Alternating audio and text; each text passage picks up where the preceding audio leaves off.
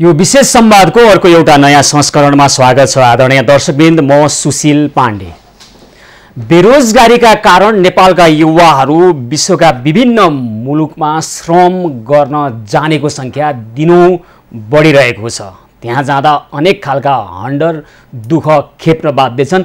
कतिपयको अकालमै मृत्यु हुने गरेको छ र दैनिक दर्जनौं शव नेपालमा बाकसमा बन्द भएर आउने गरेको छ र ती युवाहरूलाई त्यहाँ पाउने हन्डरमा अभिभावकत्वको भूमिका खेल्ने सरकारले गर्नुपर्ने काम गर्न नसकेको भन्दै आलोचना हुने गरेको छ भने कतिपय अवस्थामा उतै मृत्यु भएका नेपाली युवाहरूको शव नेपाल ल्याउनका निमित्त पनि अनेक खालका समस्याहरू आउने गरेका छन् र यी समस्या समाधान गर्नका निमित्त व्यक्तिगत तवरबाट र विभिन्न अभियन्ताहरूले पनि काम गर्दै आएका छन् र पछिल्लो समय एकजना व्यवसायी, एकजना राजनीतिक कर्मीले पनि विदेशमा रहेका त्यस्ता शवहरू जो लामो समय त्यहाँ अलपत्र परेका शवलाई नेपाल ल्याउने प्रक्रिया र पहलमा योगदान गरिरहनु भएको छ। आज हामी उहाँसँग यसै विषयमा केन्द्रित भएर हामी कुराकानी गर्छौँ र हामीसँग हुनुहुन्छ नेकपा एमालेका केन्द्रीय सदस्य व्यवसायी दुर्गा प्रसाई। स्वागत छ यहाँलाई कार्यक्रममा। नमस्ते। ल, तपाईँ व्यवसायी पनि राजनीतिक कर्मी पनि हैन, दुवै छवि बनाउनु भएको छ।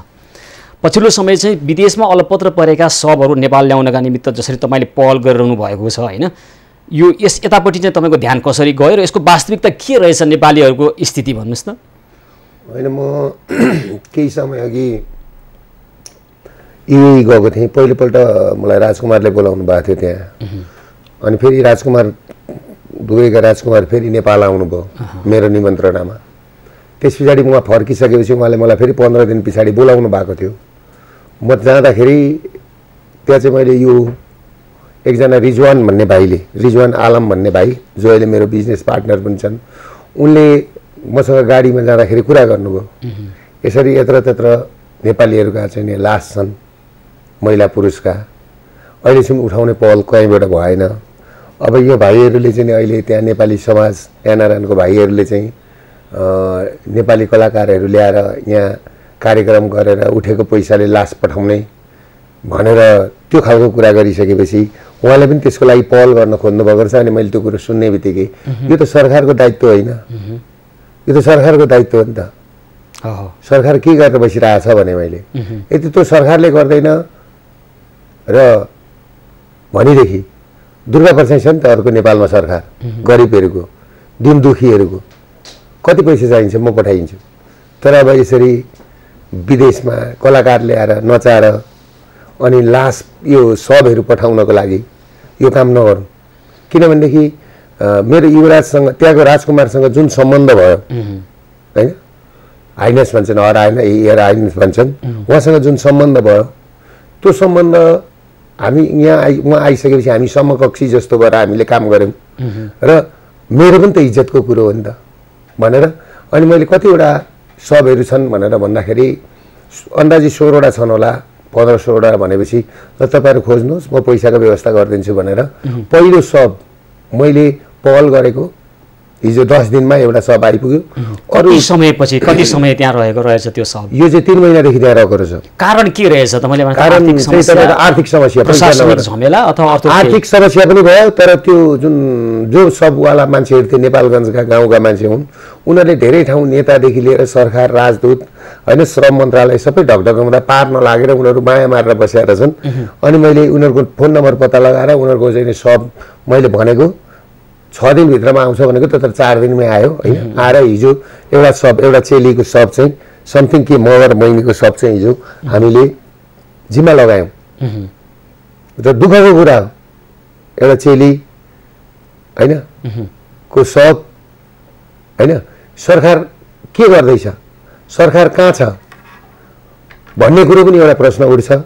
तपाईँ एकजना व्यवसायी, एउटा पार्टीको नेता होइन, अहिले केन्द्रीय सदस्य हुनुहुन्छ नेकपा एमालेको, एउटा तपाईँको एउटा पहुँच, एउटा सम्बन्ध युएका राजकुमारसँगको सम्बन्धको कारणले यो सहज भयो कि सरकारले नसकेको कारणले लामो समयसम्म त्यो शव त्यहाँ अलपत्र परेको रहेछ कि? यसको वास्तविकता, किनभने तपाईँले जे काम गरिरहनु भएको छ यो सकारात्मक काम हो र यस्ता कामहरू व्यक्तिगत तवरबाट गर्दा पनि भयो होइन, अथवा विशेष त तपाईँले भने जस्तो सरकारी कामै हो, यो सरकारलाई नै हामीले घचघचाउनु पर्ला।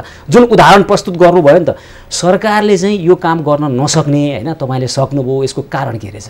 होइन यस्तो हो तपाईँको कुरा के हो भने मेरो युएईको राजकुमारसँग एउटा आफ्नो सम्बन्ध हो, पारिवारिक सम्बन्ध छ उहाँसँग।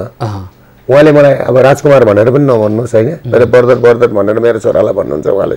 मलाई एउटा पारिवारिक रूपमा उहाँले मलाई माया पनि गर्नुहुन्छ। हामीले 15 दिनमा भेट्नुपर्छ पनि भन्नुहुन्छ। तपाईँ 15 दिनमा यहाँ आउनु भएन भने म त्यहाँ आउँछु भन्नुहुन्छ होइन। त्यसले गर्दाखेरि हामीसँग त्यो एउटा मानवताको नाता हो है, हाम्रो ब्लडको पनि नाता होइन, हिन्दूको पनि नाता होइन, मुस्लिमको पनि नाता होइन, एउटा मानवताको नाता हो। उहाँले नै भन्नुभएको थियो मलाई त्यो सुनको लौरो जुन दिने एउटा स्टिक जुन उपहार दिनुभएको थियो त्यसमा धेरै विवाद पनि आयो होइन। तर विवाद गरे यहाँ साथीहरूले, नगरेको भए राम्रो हुन्थ्यो। उहाँले एउटा स्ट्याटस के हाल्नु भएको थियो भनेदेखि मैले मेरो बुवाले मर्ने बेलामा दिएको अन्तिम चिनो भनेको एउटा स्टिक थियो, लौरो थियो। त्यो लौरो नि मैले मिस्टर दुर्गालाई दिएँ, किन दिएँ मलाई थाहा छैन होइन। ब्लडको नाताले पनि हुँदो रहेछ, हिन्दू र मुस्लिम पनि हुँदो रहेछ, एउटा भावनाको नाता हुँदो रहेछ भन्ने लेख्नु भएको थियो क्या। यो भावनाको नाता चाहिँ जोडिने यसको के छ कहानी भन्नुहोस् त। होइन कहानी भन्न सकिँदैन नि, कसको कहाँ कोसँग लिङ्क हुन्छ होइन, कसको ग्रह गएर कोसँग मिल्छ त्यो भन्न सकिँदैन नि त होइन। त्यसले गर्दाखेरि यो सब कुरा के हो भन्दाखेरि तपाईँको यो जन्मिदाको साहित्यको कुरा हो। भावीले के लेखेको छ होइन। हेर्नुहोस् गीतामा के भन्छ भने हाम्रो पुनर्जन्म कतिपल्ट पुनर्जन्म भयो हामीलाई नै थाहा छैन। हामीले कति जन्म लिइसक्यौँ, 84 लाख जुनी भन्छ नि, हामीले कति जुनी फेर्यौँ हामीलाई थाहा छैन नि। तर यो जुनी मध्येको एउटा जुनी हो, उहाँसँग आएर अहिले हाम्रो एउटा रिलेसन भयो। त्यो त यो चाहिँ कसरी भयो जस कारणले गर्दाखेरि अहिले तपाईँले एउटा योगदान पुर्याउनु भएको छ? होइन यो त कसरी भयो भन्नाले पनि मलाई उहाँहरूले लिन पठाउनु भयो युएईबाट। एकजना मान्छे आएर मलाई, एकजना त्योभन्दा अगाडि सम्बन्ध थिएन एकजना भावना पाण्डे भन्ने बहिनी आउनुभयो मलाई भेट्नलाई, र यसरी तपाईँलाई युएईको राजकुमारले खोज्नु भएको छ, म युएईबाट तपाईँलाई लिन आएको भनेर मलाई 6 महिनादेखि आउनु भनेको थियो। पछाडि उहाँ बहिनी आइसकेपछि मलाई एयरपोर्टसम्म टेक्दिनु न, तपाईँ युएईको दुबईको एयरपोर्टसम्म टेक्दिनुहोस् तपाईँलाई थाहा हुन्छ भनेको थियो। मलाई त्यहाँ जाँदाखेरि एकदम अब त्यहाँ राम्रैसँगले होइन रेन्ज रोभर गाडीहरू लिन पठाउनु भएको थियो। त्यहाँबाट सिधै मलाई दरबारमा लानुभयो। त्यो एक किसिमको उहाँले मलाई गर्नुपर्ने एउटा सद्भाव त्यो गर्नुभयो होइन। त्यस पछाडि उहाँले मलाई नेपाल आउने इच्छा, मैले नेपाल आउनुहोस् न भन्दा म आउँछु भन्नुभयो। उहाँ मैले भनेको 15 दिनमै नेपाल आउनुभयो होइन। र सुनको लौरो लिएर आउनु भएको रहेछ, तपाईँलाई उपहार दिनुभयो। त्यो सुनको लौरो लिएर आउनुभयो, त्यो उपहार दिनुभयो। त्यो सुन भन्दा पनि तपाईँको त्यो भित्रको जुन चिज थियो नि उहाँको बुवाले दिएको उपहार, त्यो चाहिँ ठुलो कुरा हो। त्यो त मैले बेच्ने कुरो आएन नि त होइन, त्यो बेच्ने कुरो पनि आएन। र त्यो एउटा उपहार हो, एउटा भावनासँग जोडिएको चिज हो, उहाँको बुवाको भावनासँग, स्वर्गीय बुवाको भावनासँग जोडिएको चिज हो। त्यसले गर्दाखेरि ती कुरामा अनर्गल कुराहरू आए होइन। त्यसले ठिक छ, आज अनर्गल कुरातिर नजाउँ। त्यो तपाईँले धेरै ठाउँमा भनि पनि सक्नु भएको छ, हाम्रा दर्शकहरूलाई त्यसको बारेमा जानकारी छ। तपाईँसँग मैले आज कुरा गर्न खोजेको चाहिँ तपाईँ एकजना व्यवसायी गर्दा गर्दै कतिपय अवस्थामा तपाईँलाई आलोचना पनि हुने गर्यो होइन। नेकपा एमालेको केन्द्रीय सदस्य हुनुभएको छ, राजनीतिक कर्मीको रूपमा नि तपाईँ आलोचना पनि खेपिरहनु भएको छ होइन। तपाईँले गरेका केही सकारात्मक योगदान, हामी हेर्नुहोस् है, राम्रोलाई राम्रो र खराबलाई खराब भन्छौँ, सिधा भन्छौँ, प्रष्ट भन्छौँ, कसैसँग नजोगिकन भन्छौँ। तपाईँले जे गरिरहनु भएको छ, महिनौँ समयदेखि अलपत्र परेका नेपाली युवाहरूको सब नेपाल ल्याउने यो प्रक्रिया थालनी गर्नुभएको छ। ठिक छ, यसको लागि साधुवाद छ हाम्रो पनि होइन। यो सम्भव चाहिँ कसरी भयो र विदेशमा रहेका ती सबहरू ल्याउनु सकेसम्म त नेपाली युवा विदेशै जान नसक्ने यहाँ ल्याउँछु।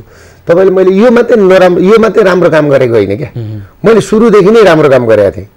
जस्तो देशमा मेडिकल कलेज बनाऊ, युनिभर्सिटी बनाऊ, हस्पिटल बनाऊ, नर्सिङ कलेजहरू बनाऊ, युनिभर्सिटी बनाऊ होइन, संसारका विद्यार्थी ल्याएर नेपालमा पढाउँ भन्ने योजनामा लागेको मान्छे हो नि त म।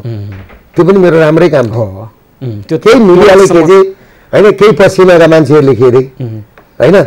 त्यो उनीहरूको खेद्ने एउटा उद्देश्य थियो। आज उद्देश्य त उनीहरूको के भयो भन्दाखेरि तपाईँको 2058 सालमा राजा वीरेन्द्रको हत्या, त्यहाँदेखि घुमाउँदै ल्याएर अहिले एमसिसी पास, अब त्यो एसपिपी पास गरेर अमेरिका के चाहन्छ भन्दाखेरि यहाँ आज दिनमा 4वटादेखि 5वटा 6वटासम्म तपाईँको चाहिँ नि चर्चहरू बन्दैछ। किन बन्दैछ चर्च चाहिँ यहाँ? अरूका हिन्दूका मन्दिर बन्नु नहुने, मुस्लिमका मस्जिदहरू बन्नु नहुने, के क्रिस्चियनहरूको मात्रै बन्नुपर्ने, संसारमा क्रिस्चियनहरू मात्रै छाउनुपर्ने? अनि यो विरोध गर्दाखेरि सिआइएले उडाउने, मारिदिने। हाम्रो देशको कुरा हामीसँगको सम्बन्धित कुरो होइन। अनि हामीले जहिले गुलाम भएर बस्नुपर्ने, हाम्रा नेताहरू जहिले गुलाम हुने। पैसाको लागि जे पनि गर्ने। आज त्यसको उदाहरण हो नि तपाईँको दैनिक 5000 मान्छे झोला बोकेर नि विदेशिनुको कारण तपाईँले हेर्नु भएको छ। आज एयरपोर्टको हालत, त्यसमा 10% मान्छे मर्छ। 25वटा दैनिक लास तपाईँको चाहिँ काठको बाक्सामा प्याक भएर एयरपोर्टको बाटो भएर आउँछ। त्यसमा पनि कति सबहरू अलपत्र भएर बसेका छन्। त्यो सबमध्येको एउटा सब न हो, एउटा न मैले ल्याइदिएँ, अरू पनि ल्याउने प्रयासमा हुनुहुन्छ? अरू पनि ल्याउँछु। युएईमा रहेका सबहरू, युएईमा भएको ल्याउँछु, मलेसियामा भएको ल्याउँछु। त्यही त होइन। तर मेरो भनाइ के हो, कहाँ हो तपाईँ जानुहोस् भन्दाखेरि यो वातावरण के भयो त भन्दाखेरि मैले सुरुदेखि नै राम्रो काम गरेको थिएँ। यो सब ल्याइन्जेलसम्म दुईटा कुरामा केन्द्रित भएर गरौँ है। यहाँकै कुरा हुन्छ, एउटा विदेशमा यहाँ बेरोजगारीका कारणले विदेश जानुपर्ने बाध्यतालाई हामीले बिस्तारै न्यूनीकरण गर्दै अन्त्यमा अन्त्य गर्नुपर्छ, त्यो प्रस्थान बिन्दु सुरु गर्नै पर्छ, ढिला भइसकेको छ एउटा। अर्को चाहिँ तपाईँले पछिल्लो समय गरेका विदेशमा दुःख पाएका युवाहरूलाई एउटा अभिभावक दिने सरकारी काम हो, सरकारले गर्नुपर्ने दायित्व हो, र विदेशमा रहेका अलपत्र परेका सब पनि ल्याउन नसक्ने परिस्थितिको यो भित्रको यो नियत भन्ने के, अब यो के नियति भन्ने तपाईँलाई म भन्दैछु त, मैले देखेको कुरा भन्दैछु त। श्रम मन्त्री के को लागि हुन्छ? अहिलेका श्रम मन्त्रीलाई सोध्नुहोस्, योभन्दा अगाडिका श्रम मन्त्रीलाई सोध्नुहोस्। यहाँबाट श्रम मन्त्रीहरू खाडीका मुलुकमा जाने, नेपाली चेलीहरू डान्स गरेको ठाउँमा बस्ने, डिस्को डान्स हेर्ने, हुक्का तान्ने, सिगरेट तान्ने, रक्सी खाने डान्समा बसेर, अनि त्यहाँबाट युएईबाट कोटा लिएर आउने कुरा भन्नु। मैले देखेको कुरा सत्य कुरा बोल्दैछु। म दुर्गा माताको भक्त, म त्यहाँभन्दा बाहिर गएर बोल्दिनँ, सत्य कुरा। मैले अघि पनि भने नि, मलाई उडाउँछन् उडाउँदा पनि के हुन्छ थाहा छ? आज मदन भण्डारी मरेर गयो नि, नाम त आयो नि त। मरेर जाँदा पनि बाँच्छ क्या मान्छे। कोही मान्छे मरेको मरै हुन्छ क्या, कोही बाँचेर पनि मर्छ, कोही मरेर पनि बाँच्छ। मलाई मरेर बाँच्नसँग मलाई मतलब छैन, मृत्यु मेरो लागि प्यारो छ। अमृत हो मृत्यु भनेको, मैले बुझेको छु मृत्यु। किनभने म एकपल्ट तपाईँको सैनिक हिरासत परेको, त्यतिखेर पनि आर्मीको मुखबाट बाँचेको जन्मकालमा। पछाडि म क्यान्सरबाट पनि बाँचेको, क्यान्सर सर्भाइभर मान्छे हो, कति बाँच्छु र। तर म सत्यभन्दा बाहिर जान्दिनँ। के श्रम मन्त्रीले श्रम सिर्जना गर्ने हो कि कोटा ल्याएर मान्छे बाहिर पठाउने हो? एउटा कुरो तपाईँलाई म भन्छु, श्रम मन्त्रीले नि कोटा ल्याउने अनि आफै कोटा लिएर आउने, अनि यहाँबाट चाहिँ नि मानव बेचबिखान मानव तस्कर भन्छु म, ई कन्सल्टेन्सी जस्तो विदेश विद्यार्थी पठाउने र विदेश मान्छे पठाउने। म जीवनमा मैले 3-4वटा काम गर्नु नपरोस् भन्दैछु। एउटा खसीको मासु बेच्ने काम, एउटा जग्गा प्लटिङ गर्ने काम, एउटा यो मान्छे पठाउने काम। यी जहिले जिन्दगीमा कहिले खुसी हुँदैन। यिनीहरूका दर सन्तान मासिएर जान्छ। किनभने यी जो मान्छेहरूको अहिले युएईमा हेर्नुभएको छ, एउटा काम गर्ने भनेर लगेको छ, अर्को काम देखाएको छ। कोही 28 जना, एउटा शिवाकोटी मेन पावर भन्नेको 28वटा मान्छे त्यहाँ खाना नपाएर बसेका छन् होइन। अनि यिनीहरू यहाँ मन्त्रीसँग मिलेका छन्, यहाँ मेन पावरवालाहरू। मान्छे लगेर चाहिँ सप बनाइदिएको छ, त्यहाँ लास बनाइदिएको छ। अनि जहाँ पाए त्यहीँ कुनै पुलिस स्टेसनमा छन्, कोही शारजामा छ, कोही ओमानमा छ, कोही कुन ठाउँमा छ, कुन आबुधाबीमा छ। स्टेटमा लासहरू भनेको सबहरू पढेका छन्। यही हो दायित्व, यही काम हुन्छ, यही काम हो त। त्यस पछाडि तपाईँको मैले त्यहाँ युएईमा मैले त्यो उठाएर ल्याउँछु भनेर भन्दाखेरि त्यहाँको एम्बासेडरको सहयोग हुनुपर्छ कि पर्दैन? एम्बासेडर के त्यहाँ कसको भेडा चढाउन गएका हुन्? के भयो, यहाँलाई सहयोग भयो कि भएन? त्यहाँ कुन सहयोग भयो? एक फोन गर्नुभयो उहाँले, दुर्गाजी तपाईँले यसरी सब व्यवस्थापन गर्दै हुनुहुन्छ, लाँदै हुनुहुँदो रहेछ, मैले के सहयोग गर्नुपर्छ भनेर मलाई एक वचन भनिदिएको भए पनि त हुन्थ्यो नि। तपाईँले कुन प्रक्रियाबाट कसरी यो सम्भव? तपाईँले एउटा ल्याउनु भयो, अरू पनि ल्याउने प्रयास गरिरहनु भयो? मैले यसो गरेँ, मैले सिधै गएँ त्यहाँको युवाहरूसँग सम्पर्क गरेँ, युवाहरूलाई खोज्न लगाएँ। नेपाली युवाहरूलाई त्यहाँ झाप समाज रहेछ एउटा, त्यो एनआरएनको संयोजक रहेछ एउटा भाइ, के समथिङ भाइ छ, एउटा नाम पनि मलाई आएन।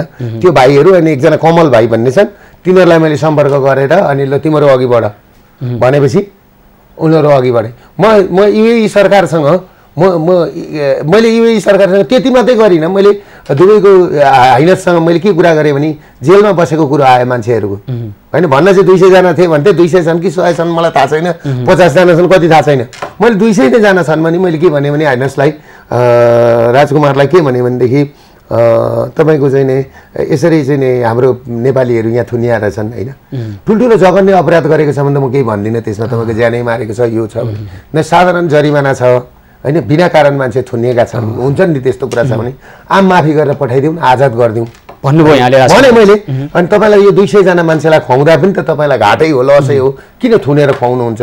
बरु उनीहरूलाई देश निकाला गरिदिनुहोस्, उनीहरू जान्छन् फर्केर आउँदैन, आजाद गरिदिनुहोस्। किन तपाईँ यो भन्दाखेरि मलाई यो कुरो लिएर कोही पनि आएन नि त भनेर तपाईँले कति छन् मान्छे खोज्नुहोस् भन्नुभयो। मैले त्यो पनि खोज्न लगाएको छु, त्यो पनि मैले पहल गरिदिएको छु। कुरा भन्नु होइन, मैले त्यो त नराम्रो काम गरेको होइन नि त, यो राम्रो काम हो, राम्रो काम हो नि त। मेरो भनाइ के हो भनेदेखि हामी जतिको मान्छे हुँदाहुँदै, बुझ्ने मान्छे हुँदाहुँदै होइन, यो सरकारले गर्नुपर्ने काम, सरकार त छैन, सरकार त गठबन्धनको सरकार, सरकारले के पहलै नगरे रहेछ सरकारले पहल गरेको छ भनेको होइन यो सब ल्याउनका निमित्त होइन, सरकारले पहल गरेको छ। पैसा लगेर उतातिर राख्न, युरोप अमेरिका उता लन्डन सिङ्गापुरतिर राख्न नेताहरूले राखेका छन्, पैसा राखेका छन्, घरहरू किन्न होइन। मैले भने त अस्ति तपाईँको राखेका छन्, त्यो चाहिँ काम गरेका छन् उनीहरूले, उताबाट आएको रेमिटेन्स लगेर राखेका छन्। यो सरकारै होइन नि, यो तपाईँले सरकार भन्नुभयो कि यसलाई, यो अदालतले बनाइदिएको परमादेशी सरकार, कुनै दायित्व छ? बरु कमसेकम केपिएलको सरकारले त तपाईँको चाहिँ नि तपाईँको त्यो के भन्छ त्यस कोभिड हुँदाखेरि यहाँ राख्न नदिएर जबरजस्ती ल्याएको थियो नि मान्छे, त त्यो त गरेको थियो नि त, कोभिडको बेलामा ल्यायो नि त चाइनाबाट चाहिँ। ठिक छ, सरकारकै तुलना गर्नुभन्दा पनि समग्रमा सरकारको यो सत्ताको चरित्र हामीले महसुस गरेका छौँ, भोगेका छौँ होइन। एउटा व्यक्ति अथवा अमुक व्यक्तिको सरकार परिवर्तन हुँदैमा जनताले महसुस हुने गरी परिवर्तन चाहिँ थाहा छैन दुर्गाजी। सरकार त छँदै छैन, यहाँहरूले महसुस गर्नुभयो होइन। म सरकारको प्रतिरक्षा गरिरहेको छैन, सरकारले जे गर्नु पर्थ्यो त्यो गर्न सकिरहेको छैन, तथापि हामीले सरकारलाई निरन्तर खबरदारी गर्ने, सरकारलाई गर्नुपर्ने काम उसलाई गर्न लगाउने र तपाईँले व्यक्तिगत रूपमा जुन पहलबाट जे काम गरिरहनु भएको छ म यसमा अलिक बढी केन्द्रित हुन खोजिरहेको छु आज। होइन, मैले त एउटा कुरो, मैले आफ्नो जिम्मेवारी लिएर काम गरेको, म एउटा नेपाल आमाको छोरो हुँ, म जे गर्छु नेपालमै गर्छु भन्ने मान्छे हुँ, अहिले पनि भन्दैछु, नेपालीहरूकै लागि गर्छु होइन। मेरो शरीरबाट एक थोको पसिना बगिन्जेलसम्म नेपालमै बगोस् भन्ने मान्छे हुँ। र मेरो मान्छेहरू, मेरो दाजुभाइ दिदीबहिनीहरू, म जनता पनि भन्दिनँ उहाँहरूलाई, म राजा पनि होइन, म जनता पनि भन्दिनँ, मेरा दाजुभाइ दिदीबहिनीहरू संसारको कुनै पनि कुनामा गएर अप्ठ्यारो नपरुन्। म अझ पनि के भन्छु भन्दाखेरि सबैलाई नेपाल तपाईँहरू आउनुहोस्, एकपल्ट मलाई साथ दिनुहोस्, मेरो यो अभियानमा साथ दिनुहोस्, हामी लडाइँ लडौँ एकपल्ट, हाम्रो देश साँच्चै देश बनाऊँ, डेरा भएको छ अहिले। त्यो भने चाहिँ के लडाइँ लडौँ भनेको के? अब हामीले लडाइँ, यहाँ रोजगारी भए बस्ने हो युवाहरू होइन, अब रोजगारीको लागि त यस्तो छ नि, अब यसरी नि सजिलो बाटो खोज्नु भएन क्या सबैले, आज बिहा गर्यो अनि भोलि झोला बोको गइहाल्यो। टिकाको अघिल्लो दिन पनि रुँदै, हिजो पनि मैले त्यो सब ल्याउने बेलामा एउटा बच्चा कोरिया हिँडे गरे, त्यो भाइ श्रीमती उता रोइरहेको थियो, बच्ची उता रोइरहेकी थिए, सानी छोरी रोइरहेकी थिए, बेला बेलामा भुल्याउँथ्यो। यस्तो कहिलेसम्म हेर्ने? किन हामीले यो काम गर्न सक्दैनौँ? किनभने 2046 साल पछाडि लगभग 500वटा उद्योग धन्दा त कल कारखाना त काङ्ग्रेसले बेच्यो नि त। यसको ज्वलन्त उदाहरण त आज सबै बेरोजगार भएर बाहिर जानु परेको नि त। आज दिनको 5000 मान्छे, महिनाको 1.5 लाख मान्छे बाहिर जाँदैछ। कहिले यो त सबैले साथ दिनु पर्यो नि गर्नलाई त। निजी व्यवसायीहरू फल्लान फुल्लान, त्यसले प्रतिस्पर्धात्मक एक खालको व्यावसायिक वातावरण निर्माण होला मुलुकमा भन्ने अपेक्षा चाहिँ खुल्ला बजार अर्थतन्त्र लिइसकेपछि आएको हो नि त यो मान्यता। तथापि खै नेपालमा त त्यो पनि हुन सकेन। होइन, यस्तो भयो नि त, तपाईँको खुल्ला बजार अर्थतन्त्र गर्ने मान्छेलाई नि जसले गर्न खोज्यो त्यसलाई माफिया भनेर लगेको थियो नि त। उद्योग धन्दा कल कारखाना मेडिकल कलेज बनाउने मान्छेलाई यहाँलाई पनि म पनि शिकार भयो नि त, त्यसको को बाजनमा त म पनि माफिया भन्छन् है। मैले 5000 मान्छेलाई रोजगारी दिएको छु है, मलाई माफिया भन्ने को हो तपाईँलाई थाहा छ? कनकमणि दीक्षित, कल्याण श्रेष्ठ, सुशीला कार्की, भगवान कोइराला, गगन थापा, गिरिराजमणि पोखरेल, नारायण काजी श्रेष्ठ। ठिक छ, लोकतन्त्र छ, उहाँलाई लाग्यो मैले 5000 रोजगारी दिएको छु, 50 करोड सालको ट्याक्स बुझाउँछु, मलाई माफिया भन्छन्। उनीहरू एकजनालाई रोजगारी दिँदैनन्, उनीहरू आफू जम्मा जागिर खान्छन्, सरकारको भत्ता खान्छन्, सरकारका गाडी वरिपरि सरकारी गाडी चढ्छन्, उनीहरू मान्छे भए। ठ्याक्कै उल्टो भएको होइन। त्यसको यिनीहरूकै कारणले आज यो देशको स्थिति यहाँ आउनुको मेन कारण भनेको कल्याण श्रेष्ठको, कनकमणि दीक्षित, मैले नाम लिएर भनिदिएको, कनकमणि दीक्षित, कल्याण श्रेष्ठ, केदार भक्तमाथेमा, भगवान कोइराला, ऊ त्यो दिव्या सिंह, डाक्टर दिव्या सिंह, डाक्टर भगवान कोइराला लगायतका टिम हुन्। कुरो बुझ्नु के? यिनीहरूले उठाएको एउटा बुख्याचो हो गोविन्द केसी भनेको। आज तपाईँलाई म अर्को कुरो भन्दैछु, नर्सिङ कलेज नेपालमा बन्द भयो, एउटा पनि नर्सिङ पढाइ हुँदैन। आज नर्सिङ हाम्रो देशमा नभएपछि अबको 2 वर्षमा टिचिङ हस्पिटल र वीर हस्पिटल बन्द हुँदैछ। 10,000 नर्स तपाईँको चाहिँ लन्डन जाँदैछन्, 10,000 नर्स अमेरिकाले मागेको छ। भएका नर्स बाहिर जाने, बिहा गरेर बाहिर जाने, अब बुढापाका केही बुढा हुने, केही मर्ने। त्यस पछाडि के हुँदैछ भन्दाखेरि यो देशमा भएका हस्पिटल पनि बन्द हुँदैछन्। अनि तपाईँ हामी दबाई गर्न कहाँ जाने? तपाईँ हामी दबाई गर्न कहाँ जाने? अर्को श्रृङ्खला यहाँ सुरु हुँदैछ।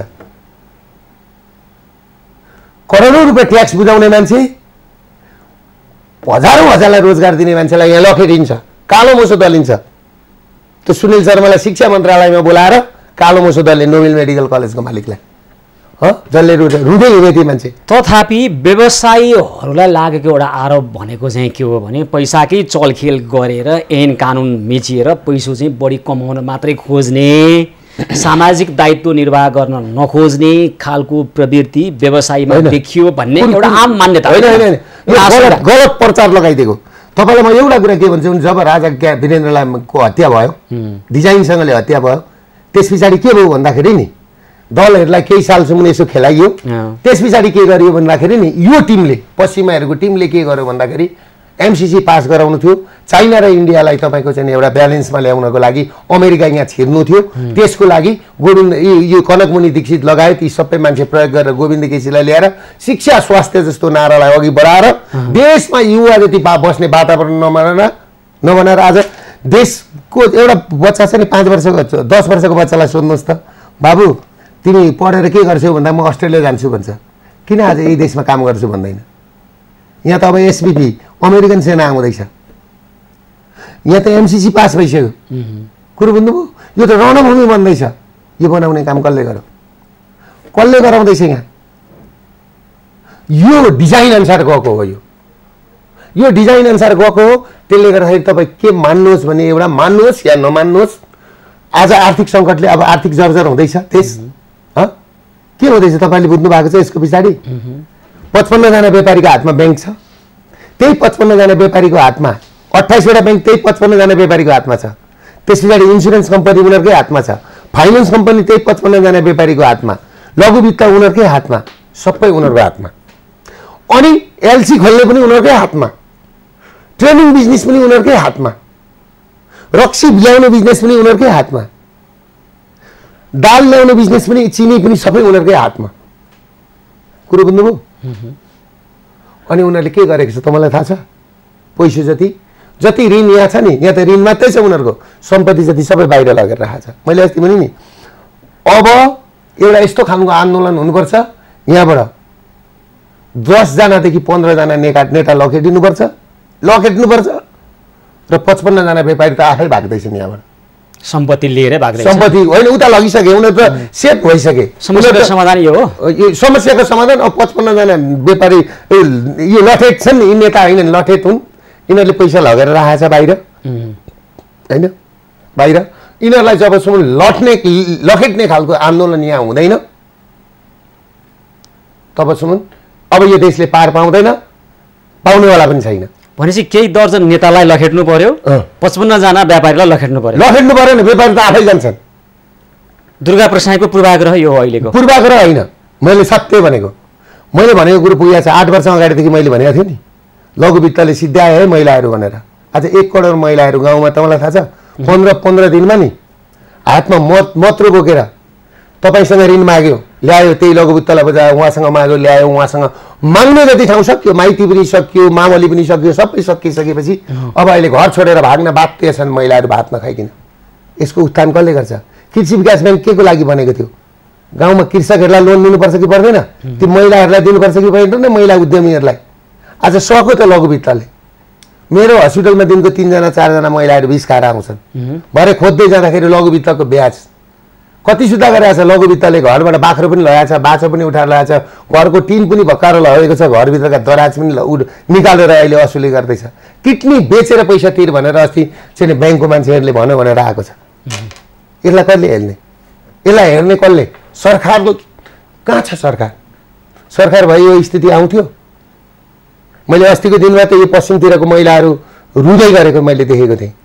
अब मेरो बिक्ने ठाउँ सकियो, अब मैले पासोदेखि बाहेक डोरीको कि मैले विष खानु पर्यो कि पासो? यसको लागि बोलिदिने को? न मिडिया बोलिदिन्छ, एउटा दुर्गा प्रसाद मात्रै बोलेछ।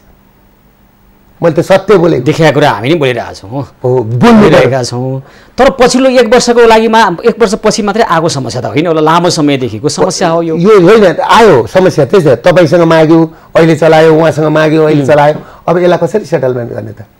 त्यही त यहाँलाई चाहिँ के लाग्छ त ल भन्नुहोस् त यो तपाईँले सरकार छैन अहिले यो परमादेशको सरकार भन्नुभयो परमादेशको सरकार बन्या त अस्ति 1 वर्ष पुग्या हो त्योभन्दा अगाडि राम्रै सरकार थियो यो समस्या किन यो भिजन सहितको नेताहरू आउनु पर्यो जस्तो म दुबई गएँ नि मैले दुबईबाट आउँदाखेरि सब टिपेर आएँ नि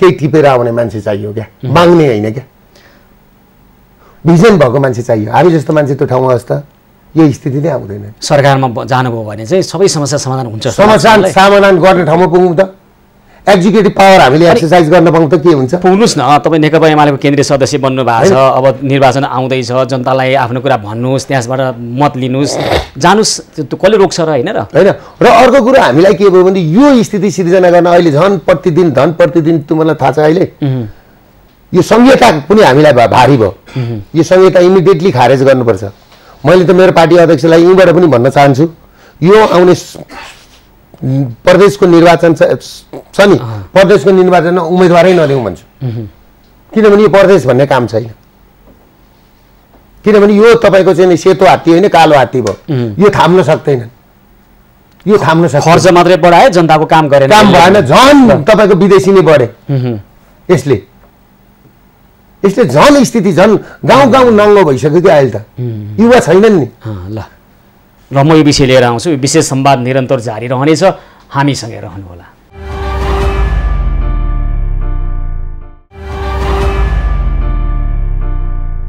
यो विशेष संवादको अर्को एउटा नयाँ संस्करणमा पुनः स्वागत छ आदरणीय दर्शकवृन्द आज हामी कुराकानी गरिरहेका छौँ नेकपा एमालेका केन्द्रीय सदस्य व्यवसायी दुर्गा प्रसाईसँग ल दुर्गाजी तपाईँको ठिकै छ तपाईँले अलिकता पछिल्लो समय गरिरहेका काममा अलिक बढी केन्द्रित हुन खोजिरहेको छु म चाहिँ अलिकता राजनीतिक पूर्वाग्रह नै हुन त व्यक्त गरिहाल्नुहुन्छ नेता भएपछि भन्नै पर्यो होइन आफ्नो दलको संरक्षण गर्ने अरूको आलोचना त गर्नै पर्यो यसले गर्दा चाहिँ फेरि मान्छेले धेरै कुरो पत्याइदिँदैन नि क्या जे छ सत्य त्यही चाहिँ भनौँ न तपाईँले भन्नुभयो परमादेशको सरकार यो परमादेशको सरकार आएपछि सबै समस्या आएको होइन है समस्या पहिलेदेखि नै थियो फेरि म के भनिरहेको छैन भने यो सरकारले ठिक गरिरहेको छ म पनि भनिरहेको छैन प्रतिरक्षा मलाई गर्नु छैन हामी जे देख्यौँ त्यो निरपेक्ष ढङ्गबाट भन्ने प्रयास गर्छौँ होइन तथापि अब ल भन्नुहोस् त यो नेपाली युवाहरूको दुःख देख्दा मन चसक्क बित्छ हामीलाई पनि के तपाईँ हामी सबै मिलेर राजनीतिक पूर्वाग्रह एक ठाउँमा थन्काएर यो विदेशमा चेलीबेटी बेचबिखन गर्ने मुलुक विदेशमा भाडाका सैनिक पठाउने मुलुक विदेशमा नेपाली युवाहरू पठाउने मुलुकबाट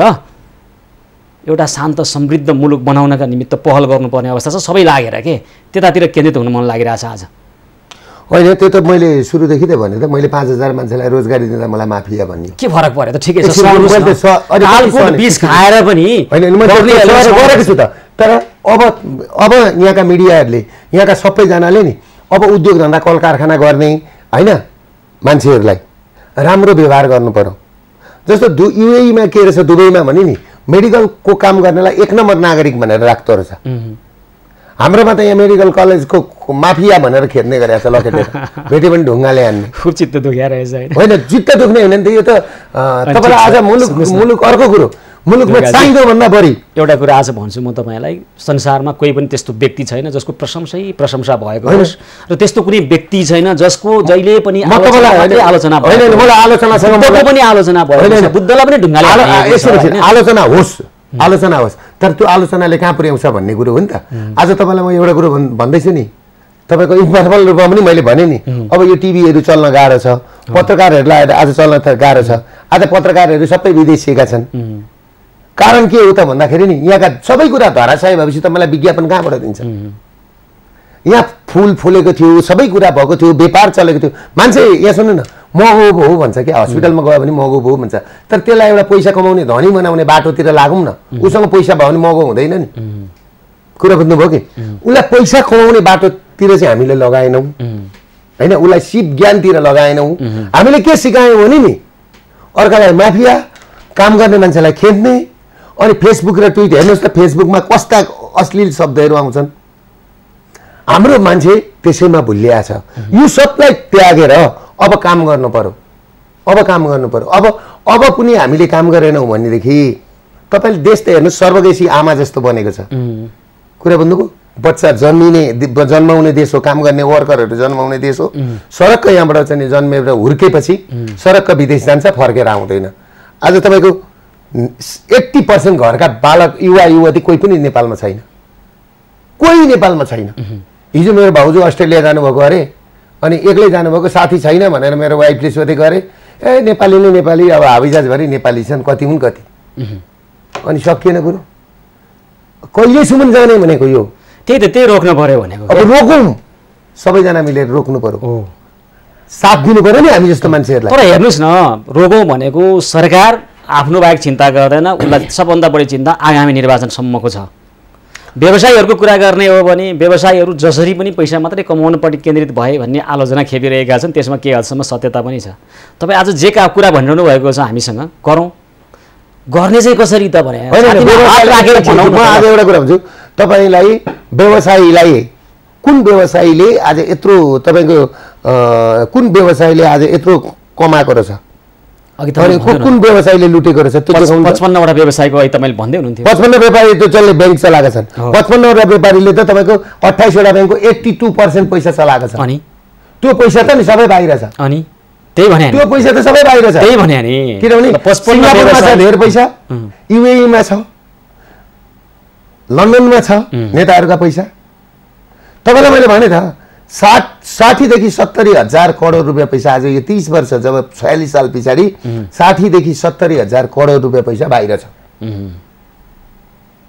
हैन मेरो अध्यक्षलाई केही मारवाडी साथीहरू मारवाडी भनेर भन्नुभयो भनेर भनेर त गरेकै उहाँहरूले छ भने के अर्काले भनेर भन्नु त गरेकै उहाँले मारवाडीहरूले के गरे हैन मारवाडीहरू भनेर भन्नुभयो हामीलाई चित्त दुख्यो ठीक छ यहाँ कमाए विदेशमा लगेर एकछिन मैले अस्ति शेखर गोल्छाको विषयमा कुरा गरेँ उहाँ उद्योग वाणिज्य सङ्घको ठुलो मान्छे होइन म त होइन उहाँले छोराको बिहा दुबईमा गर्नुभयो होइन यहाँ उहाँको छोराको पार्टी खान लामा लस्कर लागेर नेताहरू गए मैले यही भनिदिएको होइन त आज डलर नभएर एकजना मान्छेलाई 200 रुपियाँ दिन्छ जानलाई $200 दिन्छ उहाँले 50 करोड खर्च गरेर चाहिँ कुन पैसा ल्याएर उहाँको त कोही पनि थिएन नि त उहाँ भनेपछि उहाँसँग त्यहाँ पैसा रहेछ भन्ने कुरो बुझ्नु पर्यो कि परेन अथवा हुन्डी मार्फत गयो भनेर अर्थात् हुन्डी मार्फत गयो भन्ने कुरो बुझ्नु पर्यो कि परेन दुईटा कुरा हो कि होइन दुईटै गैर कानुनी कुरा हो नि त गैर कानुनी कुरा हो कि होइन त्यसले गर्दाखेरि मैले त्यो कुरो उठाउँदाखेरि नि म नराम्रो हुन्छु मैले त मेरो देशको लागि गरेको नि मेरो भूमिको लागि गरेको नि मेरो मातृभूमि हुनु नि त मैले मेरो देशको लागि कुरा गरेको होइन त्यसले गर्दाखेरि के कुरो बुझ्नु पर्यो भने नि 50 वर्ष यहाँ बसेको भन्दैमा नि प्योर नेपाली हुँदैन नि कुरा बुझ्नुभयो कि नागरिकता लियो भन्दैमा नि नेपाली हुँदैन नेपाली माटोको नेपाली हुनु पर्यो त्यसलाई मात्रै माया हुन्छ त्यही भएर त म चिच्याउँदैछु त मेरा युवा युवतीहरू जाँदाखेरि मेरो आँखाबाट आँसु झरेको छ म सक्दिनँ नि मेरो छोराको बिहा लगेर दुबईमा गर्नलाई म सक्दिनँ मेरो छोरीको बिहा लगेर दुबईमा गर्नलाई राष्ट्रियता भनेको त्यो मुकेश अम्बानीले आफ्नो छोरीको बिहा नि इन्डियामा गरेको थियो संसारका पाहुना त्यहाँ बोलाएको थियो मजाक गर्ने होइन नि राष्ट्रियताको कुरोमा मैले त त्यहाँ पो भनेको त तपाईँ एउटा शक्तिशाली दलको केन्द्रीय सदस्य र पछिल्लो समय त्यो दलका अध्यक्षसँग नजिक सम्बन्ध भएको व्यक्ति अनि यी तपाईँले उठाएका कुराहरू जायज हुन् भने युट्युबमा चिच्याएर हुँदैन दुर्गाजी समस्या समाधानतर्फ केन्द्रित हुनुपर्छ हाम्रो उद्देश्य त यो कुरालाई बाहिर ल्याएर आफू चर्चामा कमाउने भन्दा पनि यो समस्या रोक्ने होला नि त होइन यो समस्या त हामी जस्तो मान्छे ठाउँमा पुगोस् न कसरी रोकिन्छ ल तपाईँको अध्यक्ष ठाउँमै हुनुहुन्थ्यो त हिजो अहिले पनि शक्तिशाली अध्यक्षले त अहिले आएर कुरो बुझ्नु हुँदैछ नि अध्यक्षलाई त मैले यो सहकारीको विषयमा कुरो गरेँ यो पैसो बाहिर लगेको विषयमा कुरो गरेँ अब कसको पैसा बाहिर छ त्यो विषयमा अध्यक्षलाई कुरा गर्दैछु होइन त्यही भएर त अध्यक्षले अस्ति बोल्नुभएको त सदनमा ल कसैले भन्नुहोस् मेरो विदेशमा पैसा छ भनेर मैले त मेरो भएको सम्पत्ति देशको नाममा गरिदिएको छु बालकोटको श्री सम्पत्ति नेपाल सरकारलाई गरिदिएको छु भनेर त अरू नेताले पनि भन्नु पर्यो नि आएर प्रचण्ड शेरबहादुर देउपाहरूले मेरो पैसा यहाँ सुन्नु न प्रचण्ड शेरबहादुर देउपाहरूले अरू नेताहरूले आएर नि मेरो पैसा विदेशमा छैन भएको छ भनेदेखि ल पुर्याउनुहोस् त्यो पैसा ल्याउनुहोस् भनेर भन्नु पर्यो नि त मेरो अध्यक्षले नि सदनमा बोले जस्तो नि बोल्नु पर्यो नि त बोल्नु पर्यो क्या अब बेला आएको छ बोल्ने मात्रै होइन गर्नु पर्यो जस्तो मैले गरेँ नि मैले एउटै भए पनि नि मलाई आज कतिले के भने मलाई फेसबुकमा लेखेँ चुनावको लागि भने मेरो झापा क्षेत्र नम्बर 3 हो मैले सुर्खेतको मान्छेको महिलाको ऊ ल्याइदिएँ त म त्यो मलाई फेसबुकमा लेख्नेलाई के भन्छु उहाँले पनि ल्याउँदा हुन्छ ल्याइदिउँ काङ्ग्रेसका साथीहरूले पनि ल्याउँदा हुन्छ युएईमा दुबईमा त्यहाँ कुनै समाजले नि त्यसो भन्थे अरे के मेरो क्रिटिसाइज गर्थे अरे मैले के भने उहाँहरूले पनि पठाउँदा हुन्छ किन मैले एउटा ल्याइदिएँ अरूले दुईटा पठाउन न जसले पनि सुशीलजीले तपाईँले सक्नुहुन्छ भने गर्दा भयो नि सुशीलजी गर्दा जसले गर्दा पनि हुन्छ राम्रो काम जसले गर्दा पनि हुन्छ नराम्रो काम कसैले नगरौँ तर राम्रो काम त जसैले पनि गरौँ न मेरो भनाइ त्यो त भन्नु पर्यो नि मैले तपाईँलाई भन्दैछु नि आज देश टाट पल्टाएर के गरिँदैछ देश त टाट पल्ट्यो नि तपाईँको आज यिनीहरूको कारणले हामी 18% ब्याजमा पर्दैछौँ त्यही त यही प्रश्न सोधेको क्या यो देशको अलिक चर्चित व्यवसायी विवादमा पनि आइराख्ने अनि उता नेता पनि बन्दै गरेको व्यवसायी यहाँले बुझेको कुरा समस्या समाधान अब तपाईँलाई अर्को कुरा भन्दैछु आज 18% ब्याज यो नेपालका व्यापारीले तिर्न सक्छन् भन्नुहोस् त तपाईँ भन्नुहोस् तपाईँ 18% मा पैसा लिएर के कारोबार गरेर अनि यो देशमा पैसा तिर्न सक्नुहुन्छ अनि सबैका घर जग्गा जमिन लिलाम गरिदिने अनि त्यहाँबाट यो महिना त किडनी बेचेर ल्यायो अरे पैसा अर्कोपल्ट के कलेजो बेचेर ल्याउँछ अनि अर्कोपल्ट मुटु बेचेर ल्याउँछ अनि एकातिर सरकार सुकुम्बासीलाई जग्गा दिँदै जाने अर्कोतिर बैंक तथा वित्तीय संस्थाहरू हैन लघु वित्तहरू जनतालाई सुकुम्बासी बनाउँदै जाने उनीहरूको घर हरप्दै जाने यो कहिलेसम्म चलाउने यो चलाउने कहिलेसम्म ल भन्नुहोस् तपाईँ त्यही यही प्रश्न सोधेँ मैले हो यही प्रश्नको जवाब के हो प्रश्न सोध्ने ठाउँमा हुनुहुन्न अहिले दुर्गाजी तपाईँहरू यो प्रश्नको समस्याको समाधान उत्तर खोज्ने ठाउँमा हुनुहुन्छ तपाईँ होइन मैले त उत्तर खोजेँ त मैले उत्तर खोज्दैछु त यो टोटल बाहिर गएको पैसा यहाँ ल्याउनुपर्छ त्यो सम्भव छैन सम्भव किन छैन भने पात्रबाट यो प्रवृत्तिबाट यो शैलीबाट यो व्यवस्थाबाट सम्भव छैन चुनाव लड्नलाई यहाँ बाहिरबाट पैसा आउँछ यहाँ चुनाव लडिसकेपछि फेरि ठेकापट्टा मिलाएर हेर्नुहोस् दीपक भट्ट भन्ने बिचौलियाको कुरो कस्तो आयो होइन यो त मैले भनेको होइन नि त रहेछ नि त अनि यस्तो बिचौलियाहरू पठाएर तपाईँलाई थाहा छ आइजिबी नियुक्ति हुँदाखेरि पैसा तिर्नुपर्ने राजदूत हुँदाखेरि पैसा तिर्नुपर्ने त्यही त अनि त्यहाँबाट चाहिँ सबहरू इत्र चित्र नछरिए के हुन्छ त त्यही त यो त तपाईँको दलको शासन रहँदा पनि यही थियो यो अवस्था यो त मैले पहिला बुझ्दैछु नि यो के हो त यो गर्न खोजेको के हामी त्यही प्रश्न दशकौँदेखि उठाइरहेका छौँ यही हो त्यसले गर्दाखेरि सही मान्छे सही भिजन भएको मान्छे पुग्नु पर्यो त्यो ठाउँमा र जनताले पुर्याउनु पर्यो अहिले भएकाहरूलाई पनि यो गलत गर्नलाई रोकिहाल्नु पर्यो तुरुन्तै होइन मैले त भनिसकेँ खबरदार भनिसकेँ मैले भने त मैले त्यो कुरो भनेपछि त उहाँ मान्छेहरू चाहिँ नै पुग्न थाले त मारवाडी भन्यो भनेर त गरेकै उहाँहरूले छ त अध्यक्षज्यूले तपाईँलाई सचेत गराउनु भयो होइन त मलाई सचेत त गराउनु पनि मैले सुने मात्रै अध्यक्षज्यूले त मलाई भन्नु भने त्यसरी त्यहाँ कुरो आइरहेको थियो यसरी भन्थे अनि मैले के भने नि गरेकै उहाँहरूले छ त मैले के गर्ने भन्ने मैले होइन पनि होइन मेरो जता आउनु पर्यो नि त मैले 1 रुपियाँ पैसा कहीँबाट हुन्डीबाट लगेको छ भने भन्नु पर्यो विदेशी सञ्चित मुद्रा सञ्चित कम भएको बेलामा नेपालको विदेशी मुद्रा लगेर विदेशमा लगेर छोराछोरीको बिहे गर्ने नेपाली व्यापारी व्यवसायी हुन सक्दैनन् हुन सक्दैन अर्को कुरो तपाईँलाई थाहा छ $8,000 गाडी किनियो तर यहाँबाट $17,000 पठाइयो कसरी कसरी त्यो भन्नुहोस् अलि $8,000 एलसी कहिले देखाइयो $8,000 को गाडीलाई 17,000 भनेर देखाइयो पैसा पुर्याइयो कम्पनी उतै उनीहरूको 8,000 को मात्रै गाडी आयो 17,000 गएपछि डलर जति उता गयो नि त भनेपछि डलर उतातिर लाने सबै नेता पनि डलर लाने व्यापारी पनि डलर लाने चक्लेट किन ल्याउनु पर्यो रक्सी मगा रक्सी किन ल्याउनु पर्यो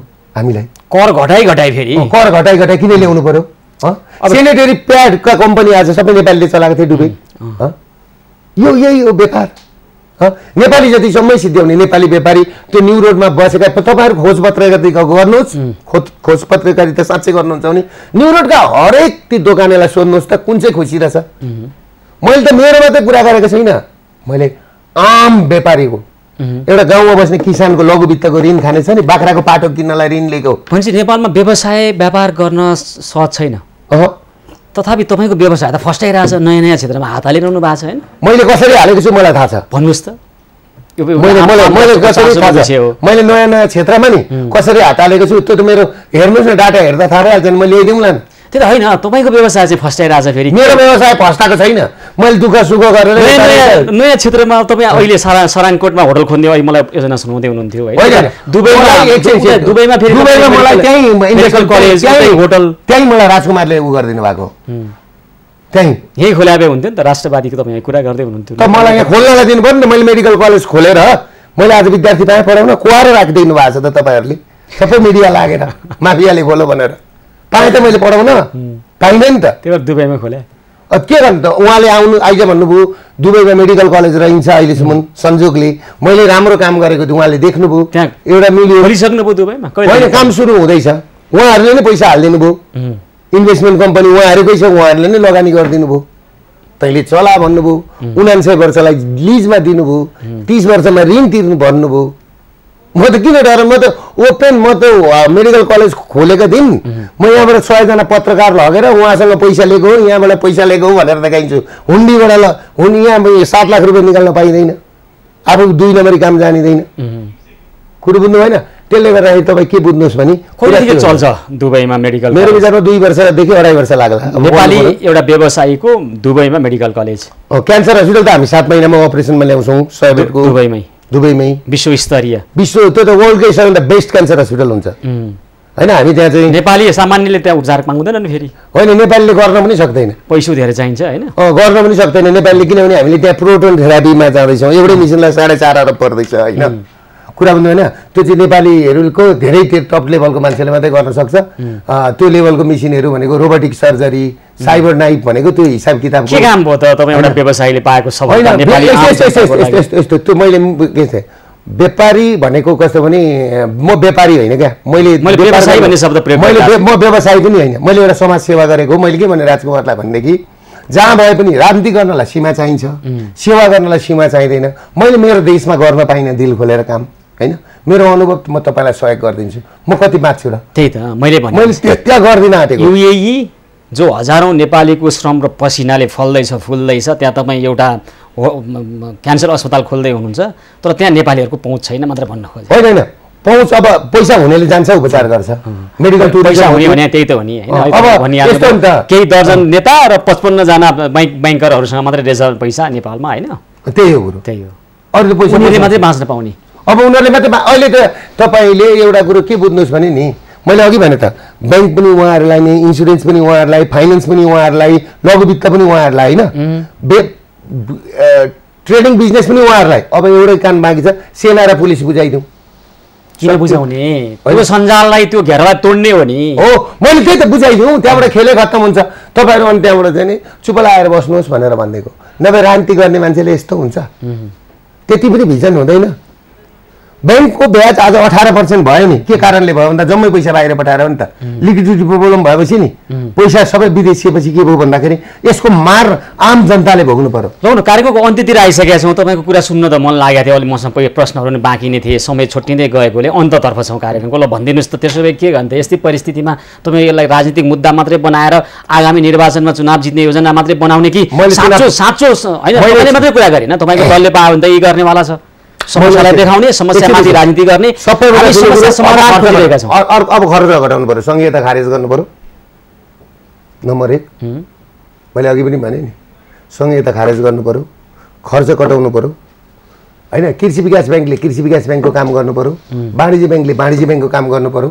यहाँ सुन्नुहोस् है, र कृषकहरूलाई सफ्ट लोनमा पैसा दिनु पर्यो, लघुवित्तका ऋण कृषकहरूको तिरिदिनु पर्यो सरकारले ब्याङ्क थ्रु, र सस्तो ब्याजमा कृषकहरूलाई तिर्ने वातावरण बनाइदिनु पर्यो। आज 44% 45% कृषकहरू परेका छन्, लघुवित्त फाइनेन्स ब्याङ्कका व्यापारीहरू 18% परेका छन्, त्यसलाई घटाएर 8%मा ल्याउने काम जबसम्म यो देशमा हुँदैन, यो भिजन सहित कोही पनि आउँदैन भनेदेखि बिरालोको घाँटीमा घन्टी चाहिँ कुन मुसोले झुन्ड्याउँछ त?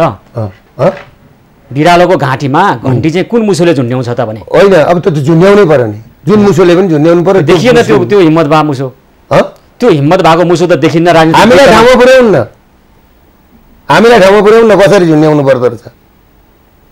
अब यहाँ गएर के भन्छन् दाजु, फेरि तपाईँ 17,000 मान्छे मराएर आए होइन, अनि त्यही सचिवलाई गएर यो कानुन मिल्छ कि मिल्दैन भन्ने मान्छे आए, त त्यही ब्युरोक्रेसी भएन भनेर 17,000 मान्छे मराएर सत्तामा आएका होइनन्। त्यसैलाई सोध्नु थियो भने किन 17,000 मान्छे मरायो? त्यही राजनीतिबाट आउनु भयो, मैले आएँ त गल्ती भयो भन्दैछु त, गल्ती भयो त। अहिले त यो गल्ती भयो भन्दैछन् नि, अहिले त गणतन्त्र त प्रचण्ड शेरबहादुर देउपाल आयो त, हिजो अस्ति गएर उहाँ के गरे त मलाई थाहा छैन, लिपुलेख र कालापानी छोडिदिने भनेर आउनुभयो उहाँहरू होइन। मैले यही लिपुलेख र कालापानीको विषयमा दिल्लीमा कुरा गर्दाखेरि, जिडी बक्सीहरूसँग बसेर कुरा गर्दाखेरि, ल लिपुलेख र कालापानी हाम्रो हो, तपाईँहरूले युज गर्नुपर्छ, त्यो हामी दुईजै भएर युज गरौँ, दुईटै सेना राखेर हामी मानव सरोवरसम्म जाने बाटो हामी पनि बनाउँछौँ, हामी दुईटै युज गरौँ, त्यसको सट्टामा हामीलाई बन्दरगाहसम्म जाने बाटो दिनुहोस् भनेर भन्दाखेरि जिडी बक्सीहरूले हुन्छ हामी त्यो गर्छौँ भनेको थियो। यिनीहरू के गरे तपाईँलाई थाहा छ? दुईजना पाले पिलो प्रधानमन्त्री हुने अरे। अब आरजु देउवा गठबन्धनले त आरजु देउवालाई प्रधानमन्त्री बनाउँदैछ प्रचण्डले कम्युनिस्टको भोट दिएर। अनि यस्तामा हिँडेपछि लिपुलेख नखोज्ने अरे भनेर त अनि आइसक्यो त। अनि यस्ता यस्ता मान्छेहरू देशमा नेता भएपछि तपाईँ हामीले के आश गर्नु अहिले? हामी आश गर्ने होइन, हामी खबरदारी गर्ने हो। मैले पनि त अहिले खबरदारी गर्दैछु र मैले यो जुन सबहरू ल्याउँदैछु नि यिनीहरूको मरेको आत्मामा पानी हालिदिएको, आँखा खोलिदिएको दैव छन् भने सुन है, नेताले यो काम गर्नुपर्छ भनेर देखाइदिएको मैले। म भोलि नेता हुँला नहुँला, म त्यो ठाउँमा रहँला नरहँला अर्कै कुरो, मैले मान्छे भएपछि मान्छेले यो काम गर्नुपर्छ भनेर देखाइदिएको मात्रै हो। कुरो बुझ्नु भएन? त्यो हो कुरो चाहिँ खास। ल अन्तमा के छ त भन्न मन लागेको कुरो? मेरो भनाइ के हो भन्दाखेरि सम्पूर्ण म यो तपाईँको एबी न्युज टेलिभिजन हेरेर बस्नुभएका सम्पूर्ण दर्शकलाई र सुन्नुहुने श्रोताहरूलाई के भन्छु भने अब हाम्रो मुलुक छ नि सर्वकेशी आमा भएको छ कि बच्चा जन्माउने र हुर्काउने, काम गर्ने बेलामा बाहिर पठाउने, बुढाबुढी मात्रै बस्ने ठाउँ भएको छ। यसलाई आजैदेखि रोक्ने काम गरौँ र म एउटा अभियानमा हिँडेको छु, सबैजनाले मलाई एकपल्ट साथ दिनुहोस्। त्यो भने के चुनावमा भोट हाल्नुस्? होइन, चुनावमा भोट होइन, चुनावमा भोट होइन। अब नयाँ नेपाल बनाउनको लागि नि एकपल्ट सबैजना लागेर अघि बढौँ। मैले भने त अभियन्ताहरू पनि भने चाहिँ के कसरी गर्ने? किन तपाईँले अघि भन्नुभयो नि 8-10 जना नेता र करिब 50-55 जना व्यापारी आफै भाग्छन् यो देश कब्जा गरे। तर 8-10 जना नेतालाई त्यहीँबाट लखेट्नुपर्छ। अब त्यो अभियानमा साथ दिनुपर्छ। हिंसात्मक आन्दोलन गर्ने? एकदम हिंसात्मक होइन, सरल तरिकाले नि सही तरिकाले आन्दोलन गर्दाखेरि यो सबै समस्याको समाधान हुन्छ। भनेको सडकमा निस्केर नारा जुलुस गर्ने होइन नि, गर्नु पर्यो। अब नभए श्रीलङ्का हुँदैछ, त्यसबाहेक उपाय छैन। अरू उपाय त कहाँबाट छैन। ल त्यो भन्दै बिदा लिन चाहन्छु। नमस्ते। ल हुन्छ। राष्ट्र निर्माणका लागि आफ्नो ठाउँबाट विवेक अनि आफूले देखेको सुझबुझको प्रयोग गरेर सबै ठाउँबाट आफूले गर्न सक्ने योगदान गर्नुपर्छ। र तपाईँले विदेशबाट सब ल्याउने जुन पहल गर्नुभएको छ र विदेश जाने रोक्ने खालको पहलमा लागौँ। तपाईँ हामी सबै नेपाली युवाहरूलाई यहीँ रोजगारी दिने खालको अवस्थाको सिर्जना गरौँ। राष्ट्र निर्माणका निमित्त सबै लागेर एकजुट भएर लागौँ। यसको लागि यहाँलाई शुभेच्छा छ। समय दिनुभयो, धेरै धेरै धन्यवाद। हस्, यो विशेष संवादको अर्को एउटा नयाँ संस्करणमा आज हामीले कुराकानी गऱ्यौँ नेकपा एमालेका केन्द्रीय सदस्य व्यवसायी दुर्गा प्रसाईसँग। आजको कार्यक्रमको समय सकिएको छ। कार्यक्रमबाट म सुशील पाण्डे लगायत सम्पूर्ण टिमलाई बिदा दिनुहोस्। यहाँहरू भने खबरभित्रको खबरको लागि हेर्दै गर्नुहोला एबी न्युज खबर। हस्त नमस्कार।